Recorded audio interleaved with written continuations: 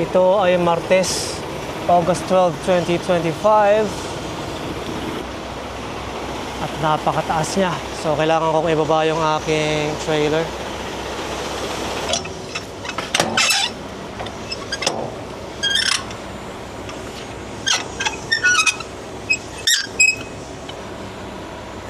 Konti pa.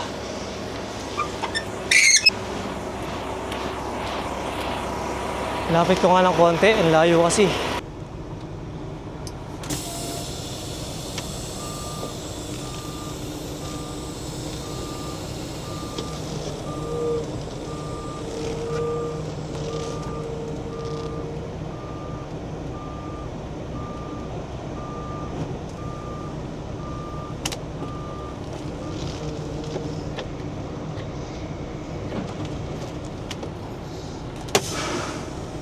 Nag-hook na.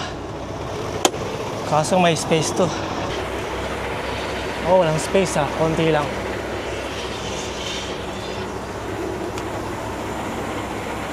Ayos na, nakalak na. Ayos. Ayos na. Electrical line.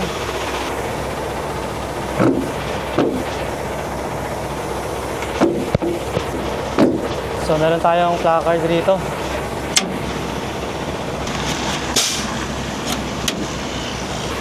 Ayos yung placard sa harap. So dahil hazmat ang ating kargada, dapat meron siyang placard.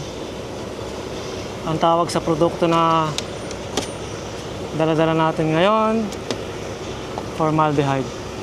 Ewan ko kung kaano-ano siya ng formalin. Hindi naman siguro sila related. Pero ang tawag sa kanya ay formaldehyde. Pero yung basic term sa chemical na to ay resin. Resin ang ating kargada. So turn signal is working. Bakit deflated ang airbag? Ay, hindi ko pa pala nasupplyan ng hangin. Nasupplyan na natin ang hangin ng ating trailer. So, aangat na yan. Maangat na siya. So, wala akong naririnig na leak dito. Ayos tayo dito sa Quadri. Meron tayong mga fastener locks dito sa mga gulong. Ayos ang ating hub oil. Ayos.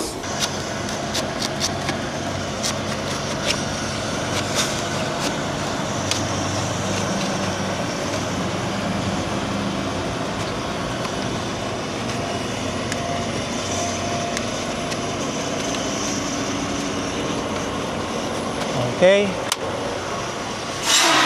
Okay ang ating placard dito sa likod. Kung napapansin nyo, wala tayong valve dito. Kasi nasa gitna ng trailer.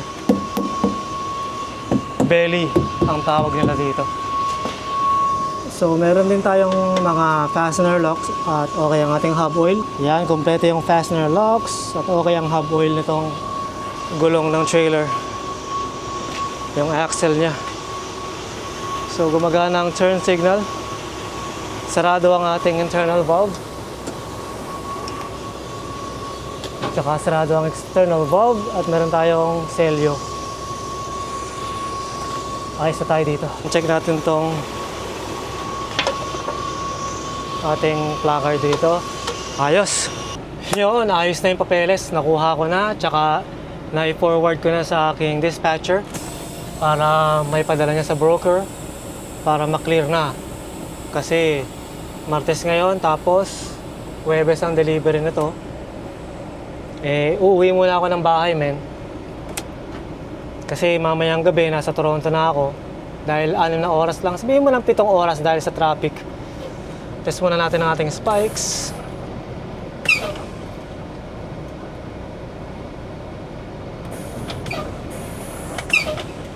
Spikes works, man.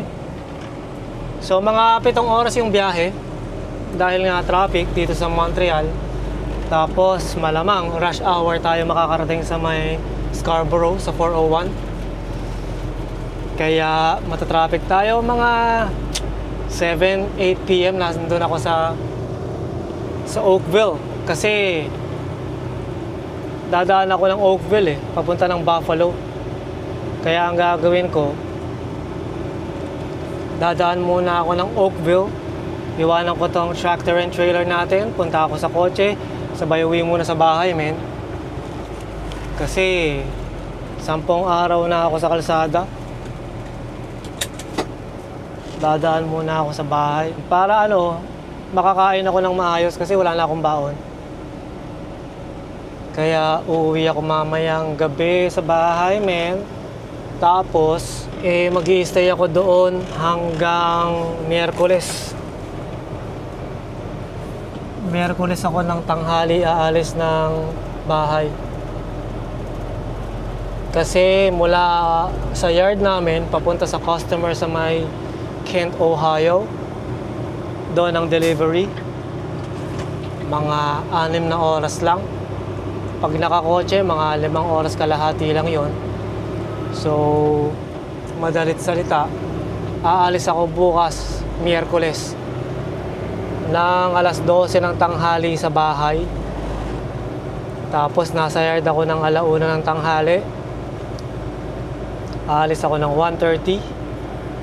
So, madalit salita, mga sabihin mo ng 7:30 ako nandoon sa customer or 8 o'clock. Ayos na ayos lang yon para sa delivery sa Miyerkules. Sa Huwebes.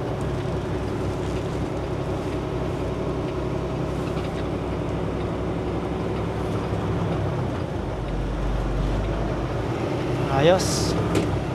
Naging maayos naman ang aking pahinga dyan sa may customer, no? Kaya St. Therese, Quebec, maraming salamat sa maayos, ligtas, at mapayapang pahinga, no? So, pwede tayong dumiretso dito. Nakalagay transit. Pero pag manggagaling ka doon, bawal kang dumiretso. Bakit? Anong logic nun? Parang one way lang, pwede, ganon. Kasi papunta dito, bawal. Papunta doon, pwede. Ang truck. Hindi ko makuha yung logic doon. Ganda ng mga Harley, binibenta.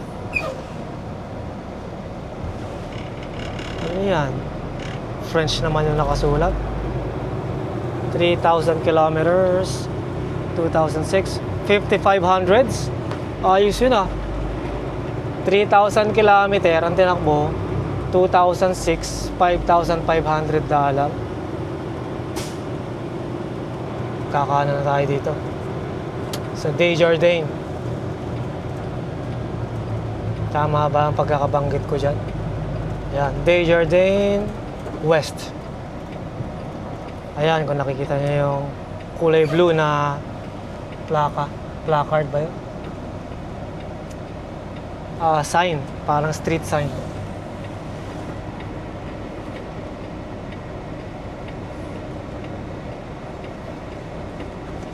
Pasok!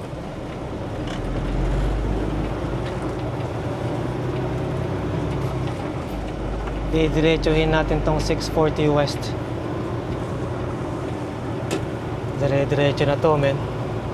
Hanggang makarating tayo sa 401. Napakainit dito, grabe. Pero yung bigat ng ating kargada, mga 44,000 pounds. May kabigatan din. Pero ang kagandahan sa customer na pupuntahan ko sa may Ohio, pagdating ko doon, men, sila lang bahala sa lahat. Talagang tutulog lang ako doon habang nag-unload. Tsaka malapot itong produkto, kaya medyo matagal yung unloading. Usually mga 3 oras. Kaya pwede kang matulog ng 3 oras habang nag-unload. Sila actually nagsasabi nun, no? Hindi advisable yon, pero sinasabi ng customer, ako nang bahala sa lahat, matulog ka muna, sabi niya.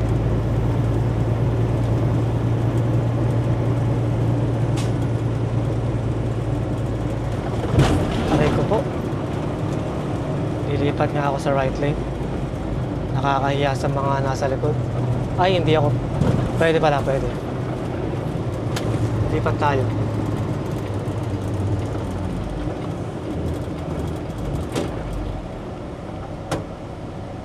Iyan o.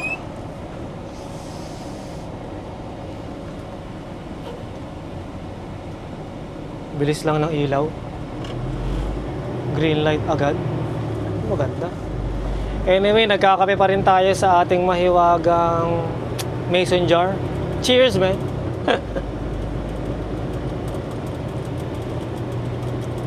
Malaki ang naitulong nitong mason jar na to. Naubusan ako ng paper cup. Ay, sana umabot sa green light. Let's go! Abot na to. Ayos na.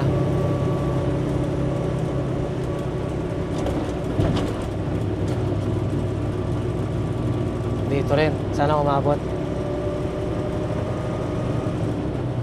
Malapit na tayo sa freeway. Naku po.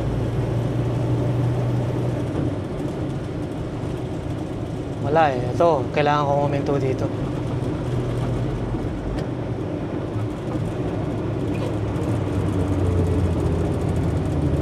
Dito tayo sa 640 West. Didiretso. Tapos 40. Tapos 20. Tapos 401 na yon, men.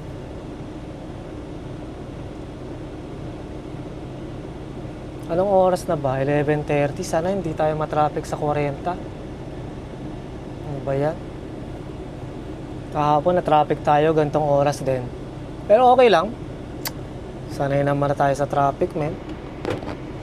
Bilang isang truck driver, talagang milyong-milyong, hindi naman milyon-milyon, thousands of traffic na yung naranasan natin. Kailangan lang talaga mahaba ang pasensya dahil stop and go, tapos yung mga kotse naggaganunan, alam mo yun, parang para kang isang stationary na cone tapos gaganon-ganon sila. Ano, tara, let's go. Nahiya pa mag-green. Tara. Yan. Nabitin tuloy.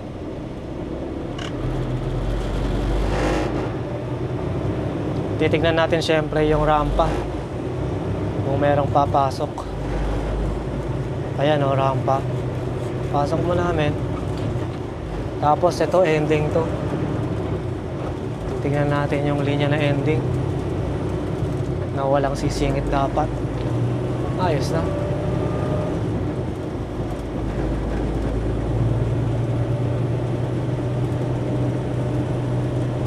Ay, Martes, 10 araw, no? Ika-10 araw ni Kaloy sa kalsada. Ang nagpatagal naman talaga sa ating biyahe yung detention. 62 hours din tayong, or 63 hours yung naging haba ng paghihintay doon sa Chattanooga, Tennessee. Pero ayos lang. Ilan yun? Mga 2 araw kalahati yun.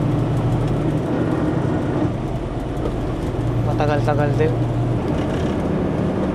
55 kilometers per hour. Akala ko 55 miles. Minsan nakakalito mag-convert eh kapag nasanay ka na sa miles. Akala mo ano, miles pa rin yung nakikita mo pag nasa Canada. Pero mga ilang oras lang makakapag-adjust na kagad. Nakapag-pick up rin, no? Kagandahan, makakauwi pa. Kagabi bago ako matulog, chinek ko. Wala pa eh, mga alas 8 ng gabi. Tapos, nung nagising ako ng alas 12, tinignan ko ulit, nandun na nga yung trailer. Ayoko namang umalis ng alas 12 ng madaling araw. Pero nung nakita ko nga na ready na yung trailer, ayos na. Tinulugan ko muna ulit, tapos ngayon nga natin kinuha. At least walang traffic dito sa 40. So pagkatapos ng 40, doon na tayo sa 20 sa Highway 20 nga, Trans-Canada Highway. And then 401 na yun, men. So mga ano ba, 5 oras nandun na ako siguro sa Oakville. So alas 12 na ng tanghali, mga 5 p.m. or sabihin mo lang 6 p.m. nandun na ako sa yard. Ayos na. Pero at least walang traffic ngayon dito sa 40 nga. Ayos na ayos yan, man. Nasa trabaho pa siguro yung mga sangkatauhan, yung mga Quebecois.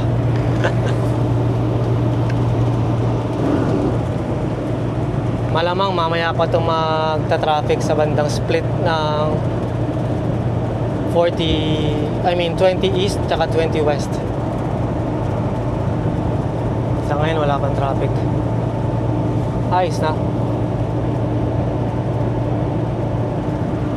So kung makakauwi ako mamayang alas 7 ba yan? Alas 7 ng gabi, o sabihin mo lang alas 8 ng gabi.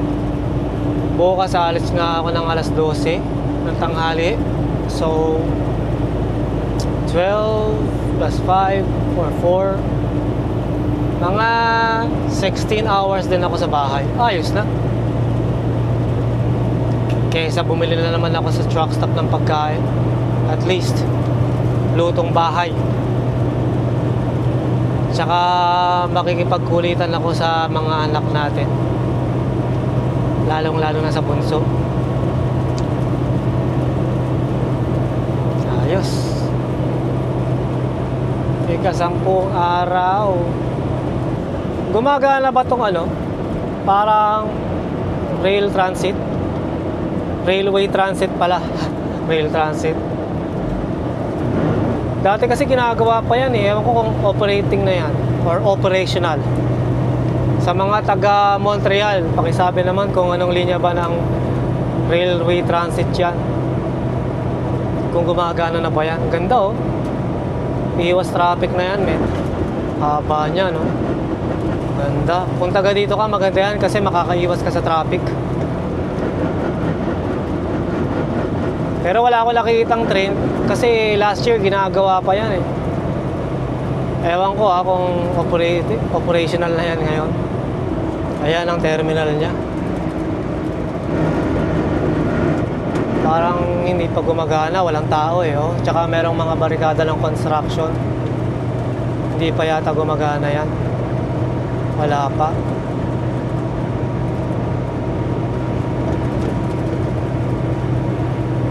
Sa Pilipinas, ang alam ko yung LRT or MRT. Kapag nakatayo na yung ganyan, yung relays, at least kalahati ng ruta pinapa-operate na nila. Dito parang hinihintay muna nila matapos yung kabuuang relays.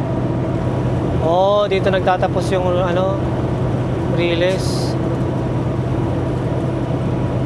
Okay. Ito na ang traffic. Dahil construction naman, ayos lang yan. Pangit yung traffic na wala namang construction. Tsaka hindi naman stop and go, umaandar pa rin. So ayos lang. Parang nagugustuhan ko na dito sa Quebec. Parang magandang tumira dito ah. Oh, bawal ang truck sa right lane. So, one click pa naman, dito pa tayo. Mamaya tayo mag-merge sa kaliwa. Actually, mag-merge na kaya ako habang libre. Mismo. Tsaka mabagal tong nasa harap eh.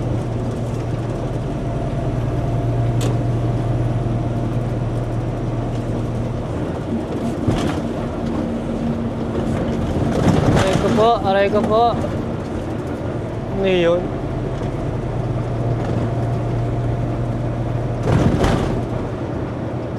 Yan, dito ka sa kaliwa, men. Akala ko hindi ka mag-merge eh. Bawal ang truck sa right lane for 3 clicks, sabi niya. So, 3 kilometers. Ay, tulay ito eh, tulay. Dito rin tayo dumaan kahapon papunta ng delivery sa tulay na to. Yung road widening ang ginagawa nila. Pero parang gumagawa pa sila ng isa pang set ng tulay dyan sa kanan, no? Ayos, no?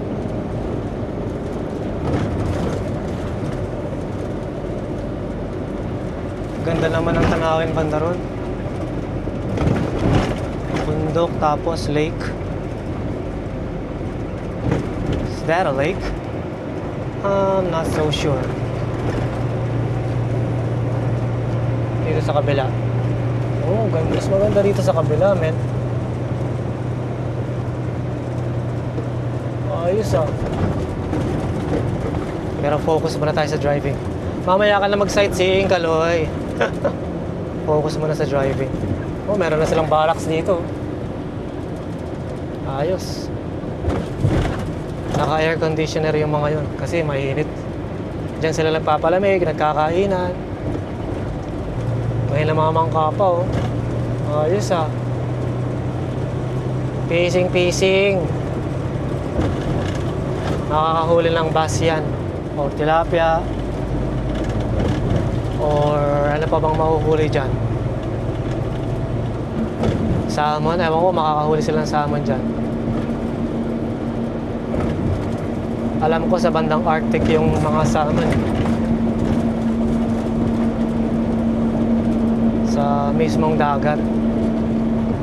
Malapit na tayo sa 20, men. Tapos 4:01 na. Ayos na.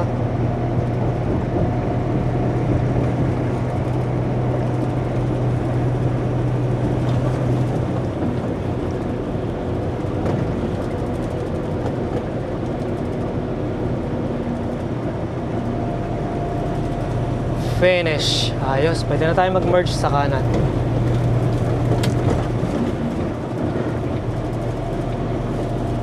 Ayos.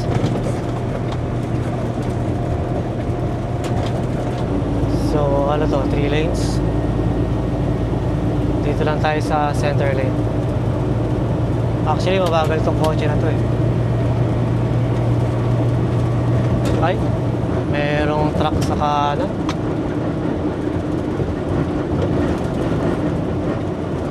Bigyan natin siya ng space.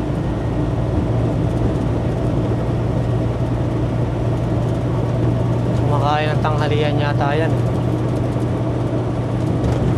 Dito na lang ako kasi yun ay sign ng Highway 20. So, actually, kakanan pala tayo, Ottawa. Westbound tayo sa Highway 20. Hindi, dito tayo sa kaliwa. 40 pala yung pakanan. Tama, kaliwa tayo. Papunta ng Toronto. Ayos na. 1 click na lang, nandun na tayo sa Highway 20. Papunta ng 4:01. Ito na.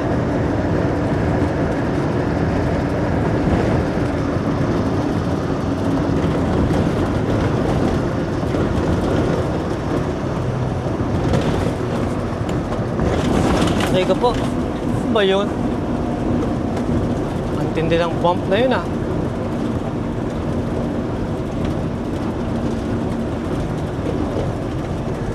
Tapos exit tayo sa kanan papunta ng westbound. Tignan natin tong rampa na to kasi may mga nagme-merge galing dyan, no? Papunta sa highway. So libre naman. 3 clicks ang exit. So ending ang lane. Ang bilis ito, oh. Oh, ganyan na mag-merge.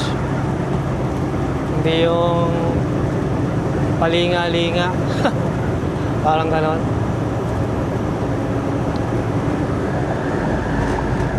Ayos na.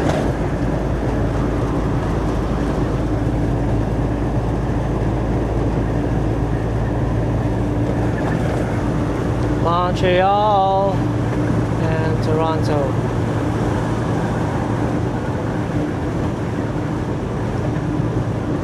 Pagbigyan na natin to. Bagal na to. Oh. Talagang mag-a-adjust pa ako para sa kanya eh. Wala talaga. Ano ba ang ginagawa mo?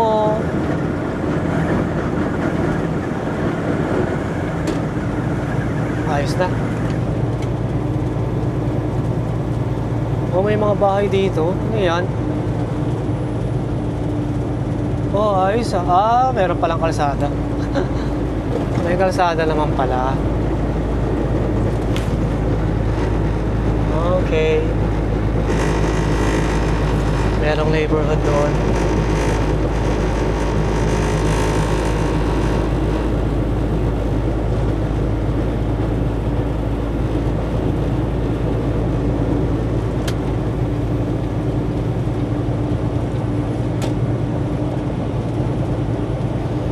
Ayos na. Balik 20 na tayo. Wala nang exit to, wala nang split ito, dire-diretso na to hanggang QEW.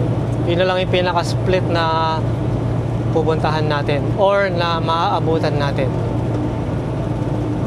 Or 427 pala muna.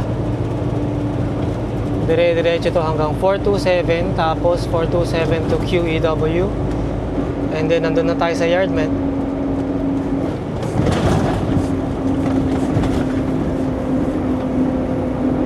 So mula dito sa rampa na to, ang border ng Ontario ay mga kalahating oras ka muna. Tapos mula border, exit 825 yun. Ang exit ng 427, yung split na kukunin natin, ay exit 367, parang ganon. Basta mga 350, parang ganon, 300 plus. So 500 clicks mula border ng Ontario tsaka Quebec hanggang sa 427. So mga 5 oras. Parang puro 5 oras ha, hindi nababawasan ha. Hindi kasi kapag sa Montreal talagang 6 na oras yung biyahe. Or mahigit 6 na oras kapag truck. So yun, 5 oras. Plus 30 minutes dito hanggang border ng Ontario. So mga 5 oras sa kalahati. So alas 12 na. So makakarating tayo ng 5:40. Pero dahil traffic, siguro mga alas 7. Ayos. Pero ang kagandahan, 5 oras itong dire-diretso, itong highway na to, hanggang makarating na nga tayo doon sa may Etobicoke. Sa bandang Etobicoke na yung 427 na sinasabi ko. Yung Etobicoke, isa yan sa buong suburb. I mean, isang suburb yan na buo ng GTA. Yung Greater Toronto Area na tinatawag. Ayos na. Relax na tayo, men. Dire-diretsong driving na to. Pero hihinto ako para mag-refuel sa may Joyceville. Dahil kalahating tangke na lang tayo at mura naman ang fuel doon, yung diesel.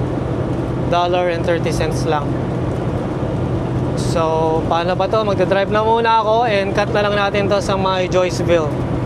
Mga 2 oras siguro yon. So, gawin natin yan, men. Ay! Magkarga na tayo ng fuel, men. Dito tayo sa Joyceville. Joyceville, Ontario.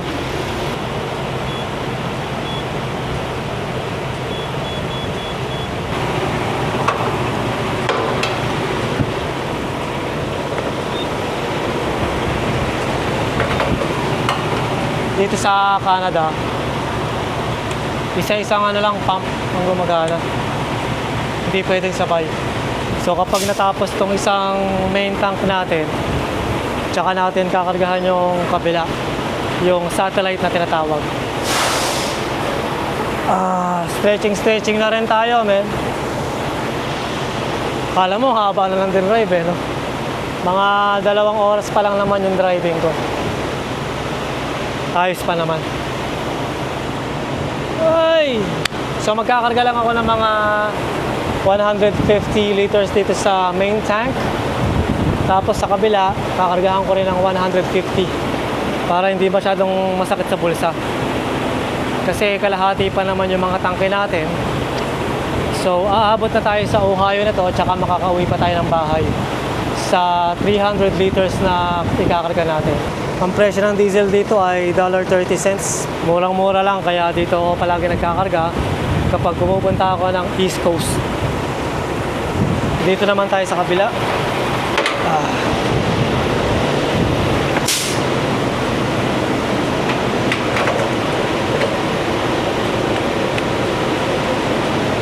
Ayos na yan. Ayos na, men. Meron lang 3/4 of a tank.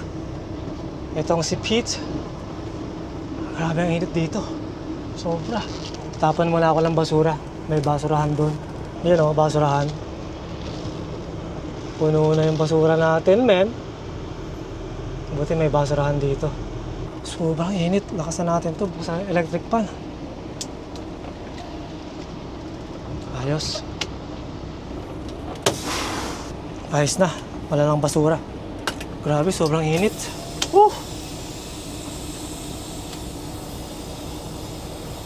Pero ayos na tayo. 3/4 ang ating tangke. Grabe. Kahit maimen. Hi, 632 or exit 632 ang truck stop na to. So mga 300 kilometers pa yung ano natin, 427. So mga 3 hours and a half or mga 4 hours pa bago tayo makarating sa yard. Ang oras ay 3 o'clock, so mga 7:14, 7:30, gano'n.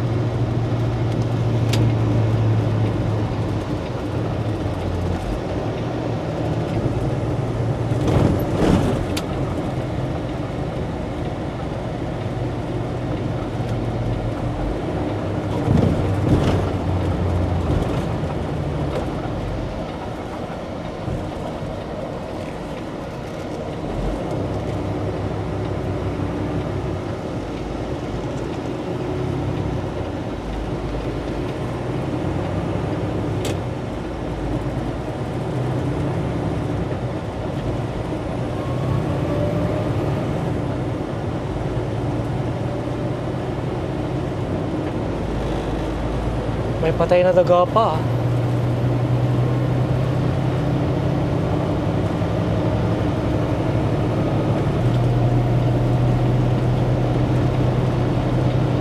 Ay, makakauwi rin sa wakas si Kaloy. Ayos. Ay, nakarating na tayo dito sa yard, man.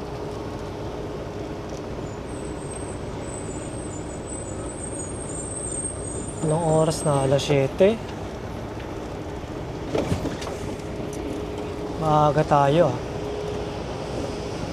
Ang estimate ko 8 o'clock. Pero hindi naman ganun kalala yung traffic sa 401. Ay, ay, ay.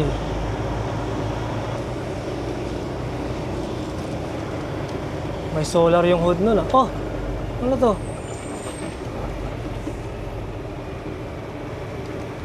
Oh, merong malaking hole kaya may ganon.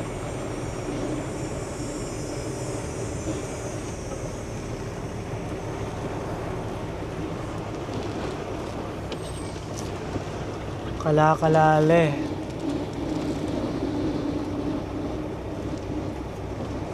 Ayos.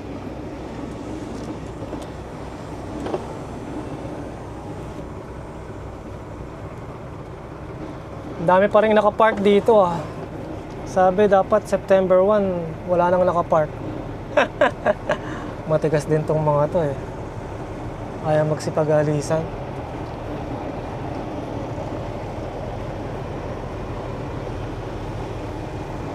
Hi Stang, kamusta ka dyan? Alikabok mo ah. Wow, ano yan? Ayos lang yan. Malikabok rin yung Porsche nun. Sana meron dito ang parking. Pulong-pulo ah. Tapos, saan kayo babagsak tong trailer na to? Walang parking. Ayun, meron. Nag-iisa. Nag-iisa, may. Tirahin na natin yan.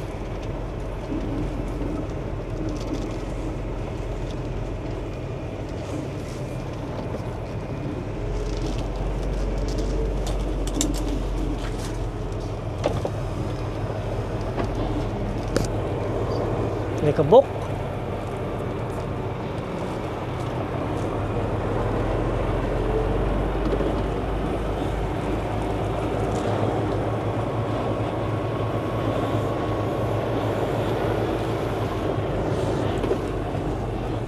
Sumobra.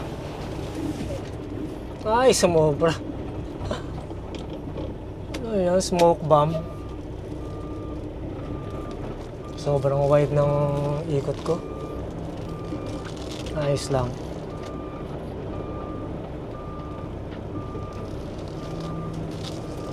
Na blindside tuloy, man.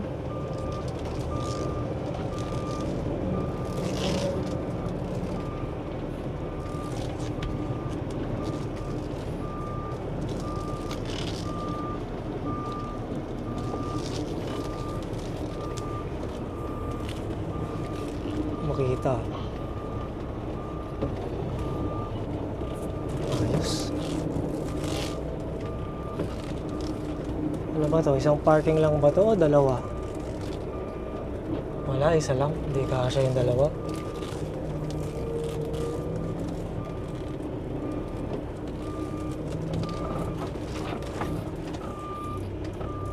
Tama.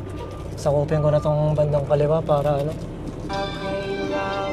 Para wala na mag-parking dito sa tabi ko. Actually, sundan ko lang yung tracks.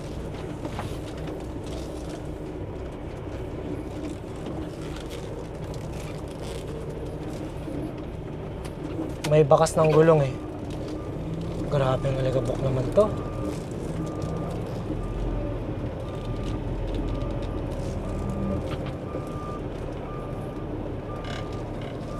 Tama, kasya pa yung isang trailer.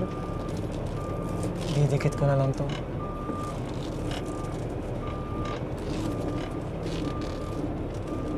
Yung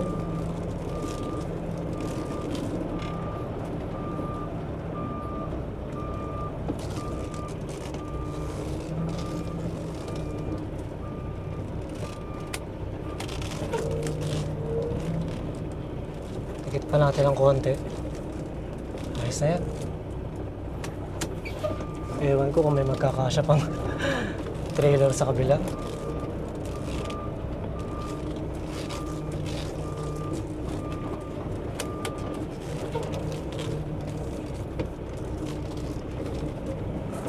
Ayos na. Tapat lang natin. Yan.